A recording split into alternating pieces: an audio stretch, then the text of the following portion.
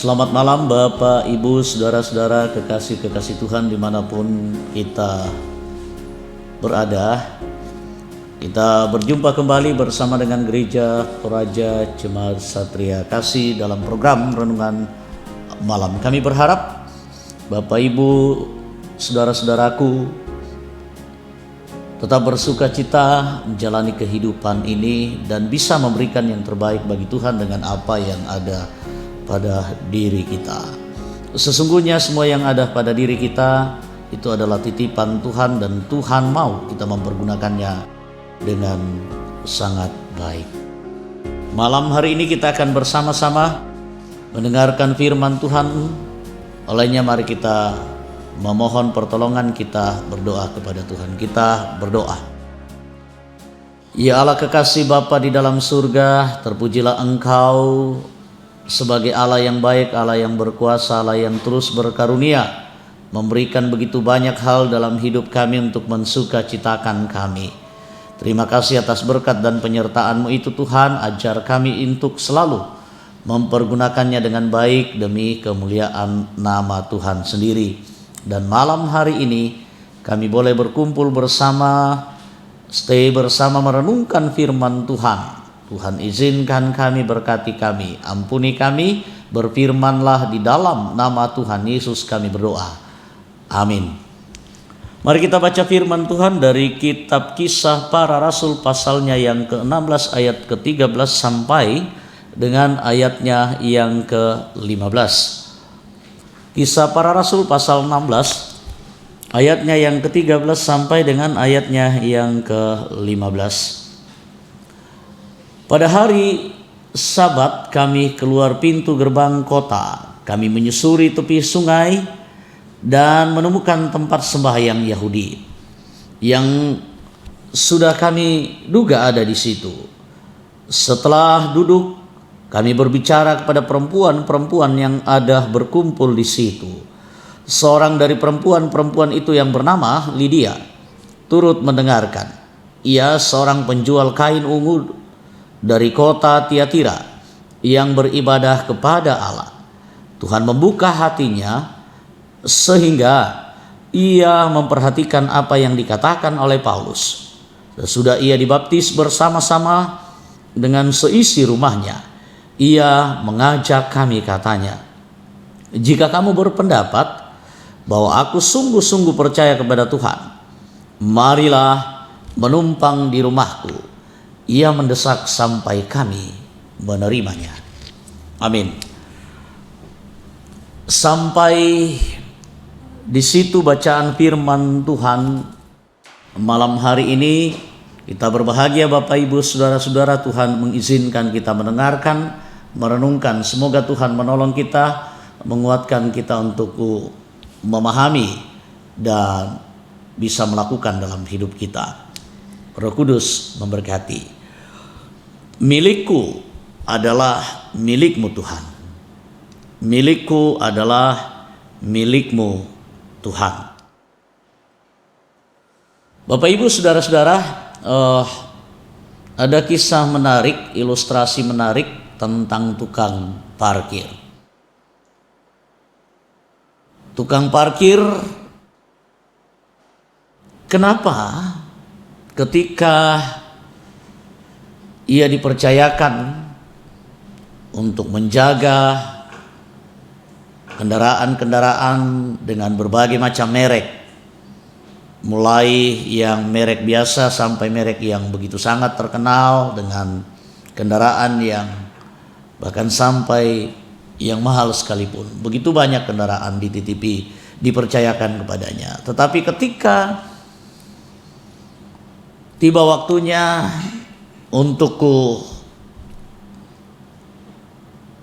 diminta kepadanya dan menyerahkan kunci, ia sama sekali tidak keberatan, tetapi ia dengan senang hati begitu sangat tersenyum memberikan kunci itu dan membiarkan orang mengambil mobil yang sudah dipercayakan kepadanya untuk dijaganya. Lalu pertanyaannya, kenapa tukang parkir seperti itu? Ia, tukang parkir, tidak merasa bahwa ia memiliki. Tetapi tukang parkir merasa apa yang sedang dipercayakan kepadanya itu adalah titipan-titipan.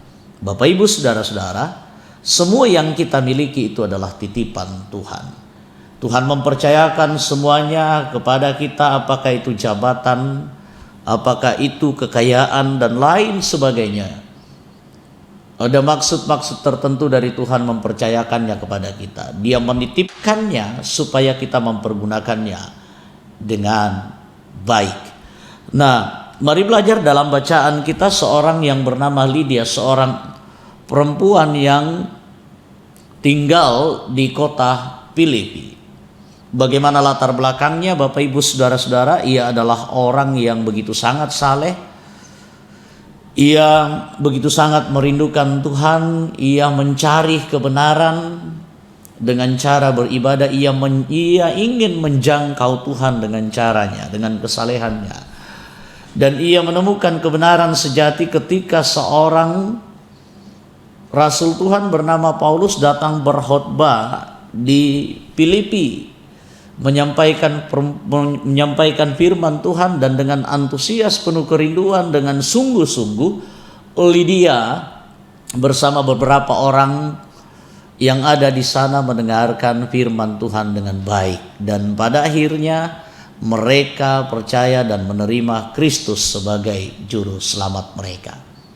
Nah, apa yang terjadi pada seorang Lydia menjadi begitu sangat menarik bagi kita, bisa menjadi contoh yang luar biasa bagi kita, bagaimana cara hidup orang yang mengenal, percaya dan menerima Kristus dalam hidupnya.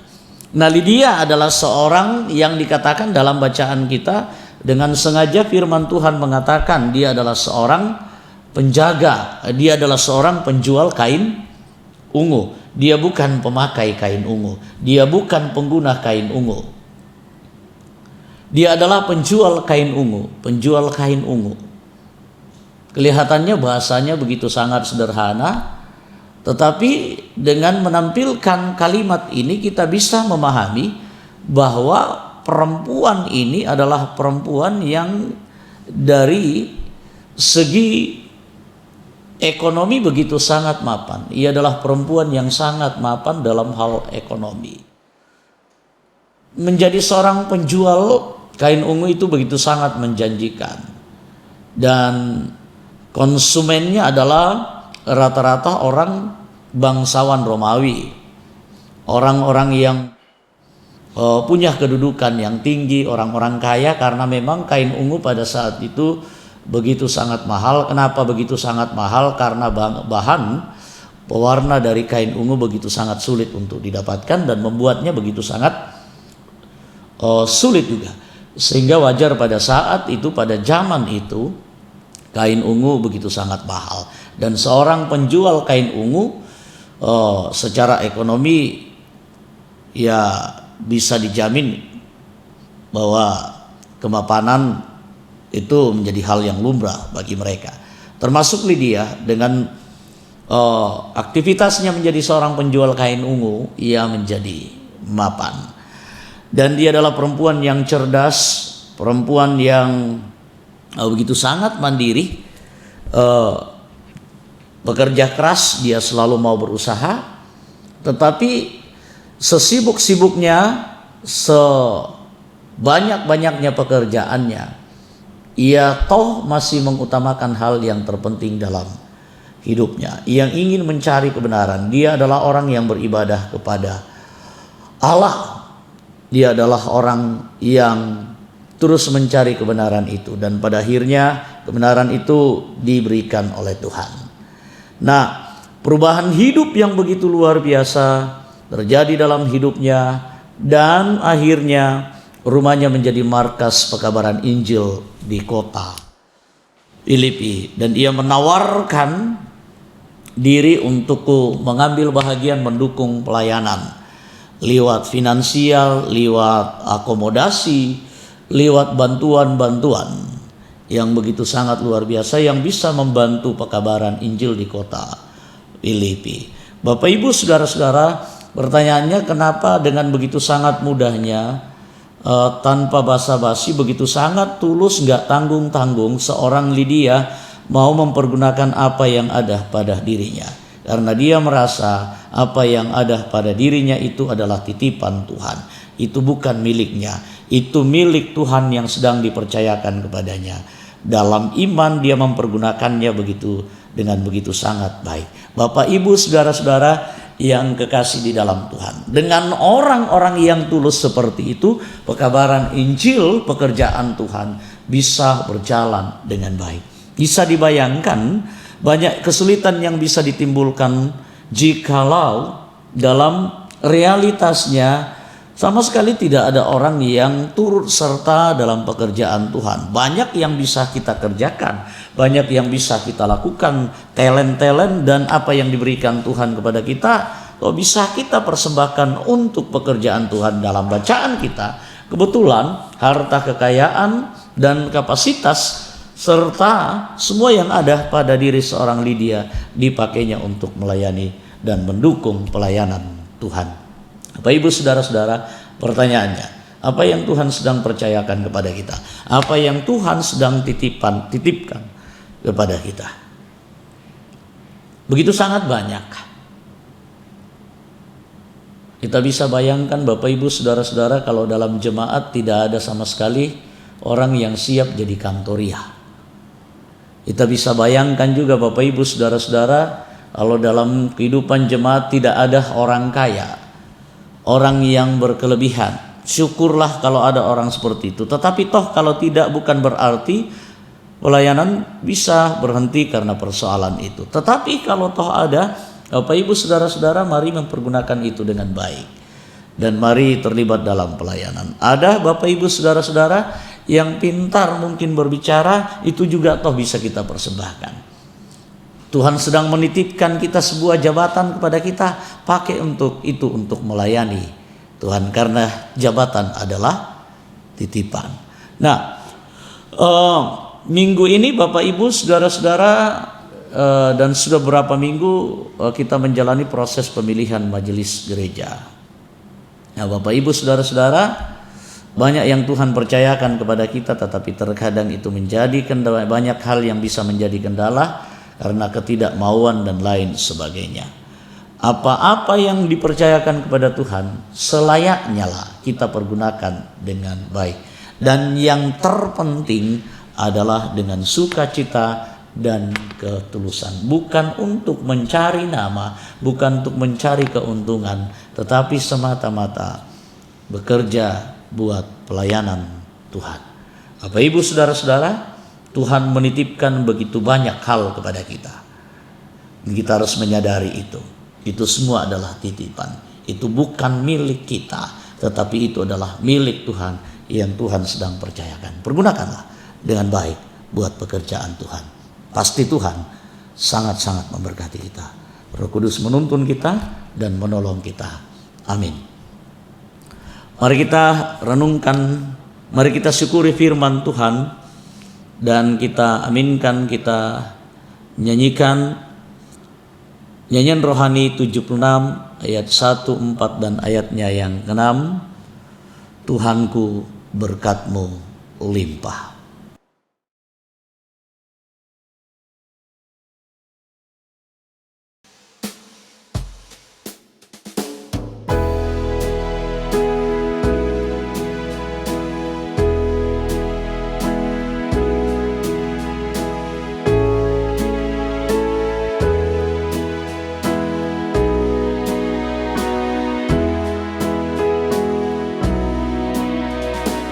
Tuhan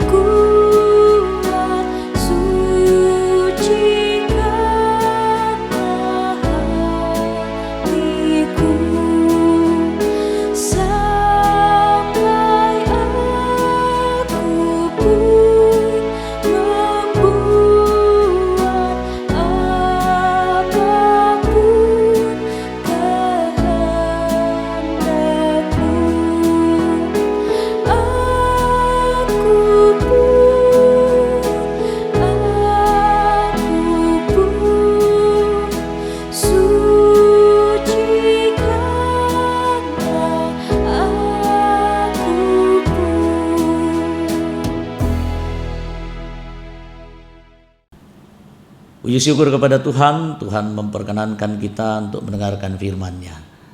Dan mari kita bersyukur, kita satu dalam doa. Kita berdoa. Ialah kekasih Bapa dalam surga, berbahagia dan bersuka cita kami sekalian boleh mendengarkan, merenungkan firman-Mu. Kembali kami diingatkan, kami adalah orang-orang yang Tuhan sayangi. Kami adalah anak-anak Tuhan yang Tuhan cintai dan Tuhan kasihi. Ada begitu banyak yang Tuhan percayakan kepada kami. Ada begitu banyak yang Tuhan titipkan kepada kami. Tuhan mau kami mempergunakannya dengan baik, dengan ketulusan untuk pekerjaan-Mu, untuk kemuliaan bagi nama Tuhan. Mampukan kami mempergunakan dengan baik, dan di dalamnya bukan kami yang menjadi sentral, tetapi Engkaulah menjadi pusat dari segala yang kami lakukan. Biarlah lewat berkat-berkat Tuhan yang kami terima, kami nikmati, kami tetap menjadi berkat dalam kehidupan kami sekalian. Dan tuntun, berkati kehidupan kami seterusnya, jaga dan lindungi segenap umat-Mu dimanapun mereka berada. Bangsa dan negara kami pun demikian, kami berharap Tuhan tetap memberkati kami. Memakai pemerintah kami untuk memuliakan-Mu lewat kebijakan-kebijakan yang ditentukan dan dilaksanakan. Secara khusus juga kami berdoa buat suasana dan situasi yang kami alami dalam masa-masa pandemik ini. Kami percaya tangan Tuhan begitu cukup kuat dan sangat kuat untuk melindungi kami. Biarlah semuanya ini boleh berlalu dan kami boleh semakin baik menjalani hidup ini. Kami serahkan pelayanan kami, Tuhan berkati anak-anak-Mu sekalian. Jemaat-Mu dalam berbagai macam keadaan mereka, Tuhan berkati. Dimanapun mereka berada, siapa saja juga yang sudah mendengarkan, mengikuti renungan ini, berkati dimanapun mereka berada. Sambut sempurnakan doa kami di dalam nama Tuhan Yesus Kristus kami berdoa. Amin. Demikian firman Tuhan dan renungan malam yang boleh kita dengarkan, kita ikuti bersama. Semoga semua itu menjadi berkat dan sukacita kita dalam hidup ini. Kami tetap berharap dan berdoa Tuhan memberkati kita semuanya. Nikmati sukacita dan jadilah berkat dalam kehidupan kita. Pakai semua yang Tuhan berikan untuk mengerjakan, menyatakan karya dan pekerjaannya. Sampai jumpa, selamat malam, shalom, dan Tuhan memberkati.